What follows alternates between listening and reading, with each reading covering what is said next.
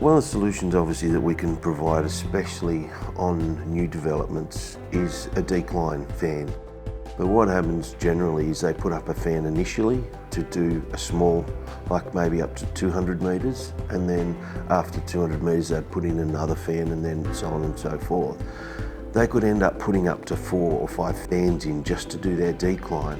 What Minetek can offer is they put on one fan at the start, and because we can monitor the airflow, the fan literally will grow with them. So as they develop further and they put on more ducting, they just open up the fan a little bit more, and that fan will service them all the way through from the start to the finish. So rather than procuring 4 or 5 different fans and doing 4 or 5 different installations, running more power, you just have one fan at the start, and that'll service you all the way through for a life of mine that is often 10 years.